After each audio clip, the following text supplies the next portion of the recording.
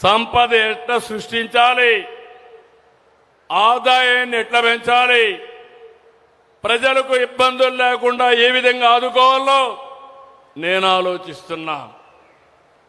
అయితే అదే సమయంలో గొడ్డలి పార్టీ రాత్రింబగళ్ళు కుట్రలు ఆలోచిస్తున్నారు. ఉదయం లేచి రాష్ట్రాన్ని కులం, మతం, ప్రాంతం, వర్గాల వారిగా విడదీసేలా రోజు విషయాన్ని గమ్ముతున్నారు. మీరు చూసుంటారు, నా రాజకీయ జీవితంలో చాలా మందిని చూశారు, కానీ కన్నార్పకుండా అబద్ధాలు చెప్పడంలో దిట్ట గొడ్డలి పార్టీ నాయకుడు. అవునా కాదా తమ్ముళ్ళని అడుగుతున్నా.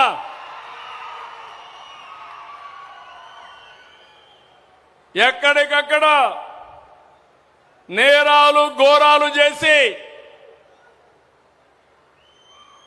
దానికి రాజకీయ రంగు పులిసి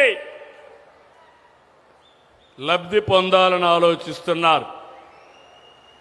నిన్న చూశారు విజయవాడలో ఒక సంఘటన జరిగింది. అక్కడుండే సిఐ కాపుని, బాధితుడు కాపుని, దానికి కూడా రాజకీయ రంగు బులిమి కులాన్ని అంటగట్టి పవన్ కళ్యాణ్ పైన ఇష్టానుసారంగా నోరు బారేసుకునే పరిస్థితికి వచ్చారు. అదే నేను చెప్పాను, ఖబర్దార్ జాగ్రత్తగా ఉండండి. అనవసరంగా నోరు బారేసుకుంటే నోర్లు మూయించే శక్తి ఎన్డీఏకుందని చాలా స్పష్టంగా హెచ్చరించాను. అవునా కాదా తమ్ముళ్ళు? మొన్నే మీరు చూశారు, 5 ఏళ్లు ఒక్క టీచర్ పోస్టు భర్తీ చేయలేరు. చేశారా ఒక్క టీచర్ పోస్టు? జాబ్ క్యాలెండర్ అన్నారు, ఇచ్చారా జాబ్ క్యాలెండరు? మెగా డిఎస్సి నేను మొదటి సంతకం పెట్టాను. ₹1 అవినీతి లేకుండా 16,000 మందికి ఉద్యోగాలు ఇచ్చిన ఘనత ఎన్డీఏ ప్రభుత్వానిది. పిల్లలు ఆనందపడ్డారు, చాలా తృప్తిగా ఉన్నారు, బాగా చదువుకున్నారు, కష్టానికి ఫలితం వచ్చిందని ఆనందపడే పరిస్థితికి వచ్చారు. కానీ సంవత్సరం తర్వాత గొడ్డలి పార్టీ కుట్ర చేశారు. పేపర్ లీక్ అయిందన్నారు. వాళ్ళు చెప్పినన్నిటికీ సవాల్ ఇసిరాం, సమాధానం చెప్పాం.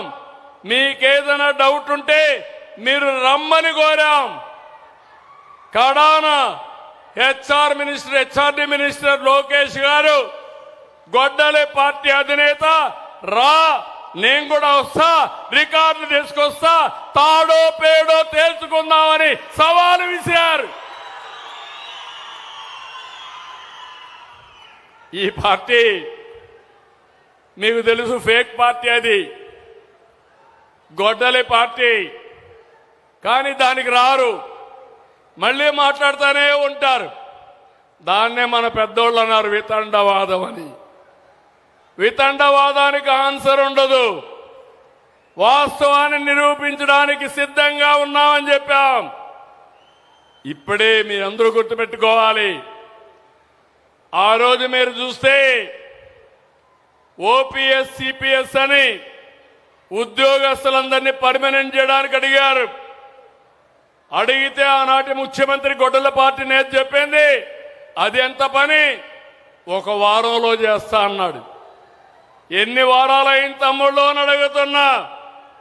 నేనే 2003లో నేనే సమైక్య ఆంధ్రప్రదేశ్లో ఉద్యోగాలు ఇచ్చాను. ఆ రోజు డిఎస్సీ పెట్టి ఉద్యోగాలు ఇస్తే దగ్గర 10,750 మంది పాత స్కీమ్లో సెలెక్ట్ అయ్యారు.